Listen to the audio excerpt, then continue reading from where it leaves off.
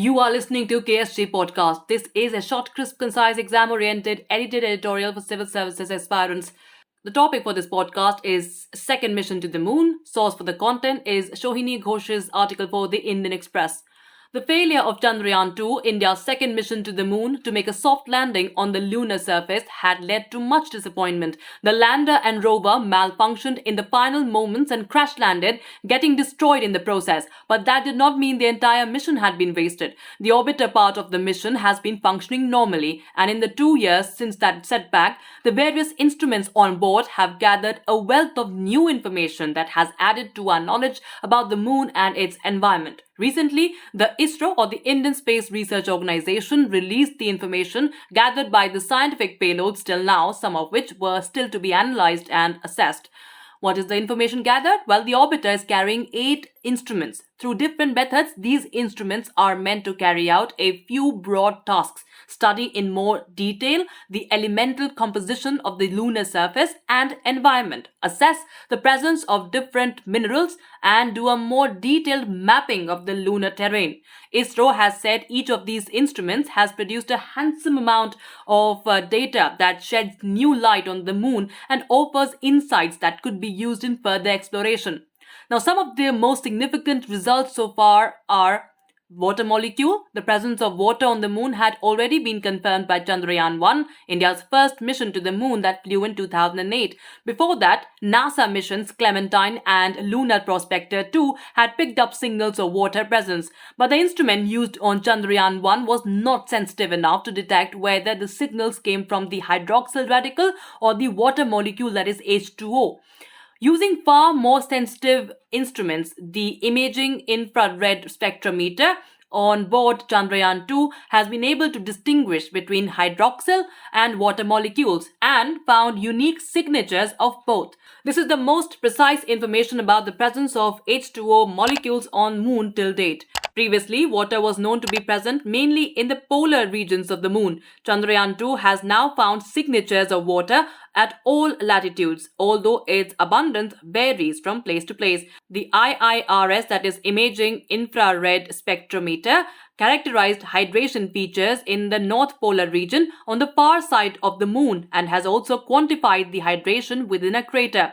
Besides the dual-frequency synthetic aperture radar, a microwave imaging instrument has reported unambiguous detection of potential water ice at the poles, as it has been able to distinguish properties of surface roughness from that of water ice, which is a first. The second result is on minor elements.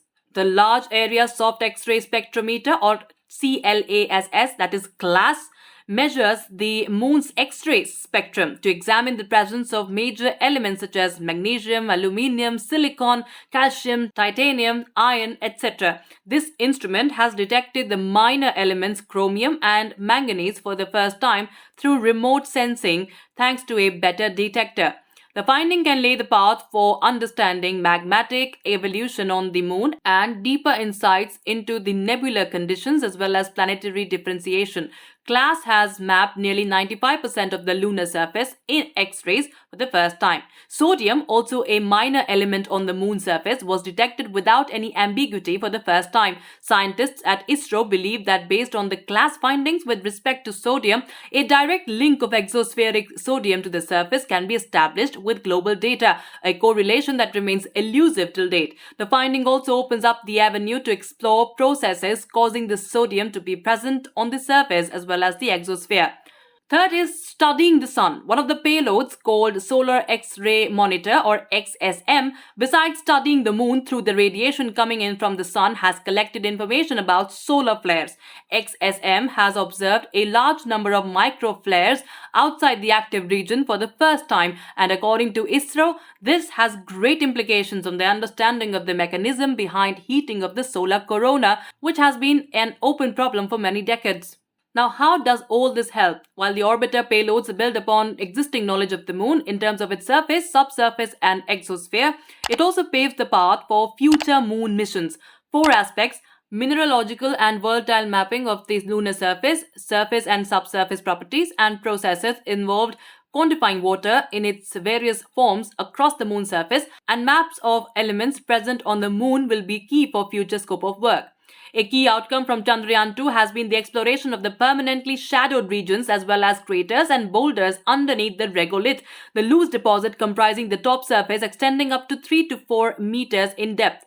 This is expected to help scientists to zero in on future landing and drilling sites, including for human missions. Some key future moon missions that hope to make use of such data include the Japan Aerospace Exploration Agency (ISRO) collaboration, Lunar Polar Exploration, that is LUPEX mission, scheduled for launch in 2023 to 2024. Its aim is to obtain knowledge of lunar water resources and to explore the suitability of the lunar polar region for setting up a lunar base. NASA's Artemis missions plan to enable human landing on the moon beginning 2024 and target sustainable lunar exploration by 2028. The Chinese Lunar Exploration Program too plans to establish a prototype of the International Lunar Research Station at the lunar South Pole and build a platform supporting large-scale scientific exploration. Now, what was missed because of the crash landing? The most obvious miss has been the opportunity to demonstrate the technology to make a soft landing in outer space. ISRO scientists maintain that the accident was caused by a relatively small error that has been identified and corrected. But to demonstrate this technology all over again, ISRO would have to send a fresh mission, Chandrayaan-3, planned for next year. It is expected to have only a lander and rover and no orbiter. The lander Vikram and rover Pragyan were carrying instruments to carry out observations on the surface. These were supposed to pick up additional information about the terrain and composition and mineralogy. While the instruments on board the orbiter are making global observations, those on the lander and rover would have provided much more local information. The two diverse sets of data could have helped prepare a more composite picture of the moon. That's it for this podcast. Thank you so much for listening. To join KSG India courses and to crack the ICE exam, visit ksgindia.com. You can also get a PDF of this podcast on ksgindia.com.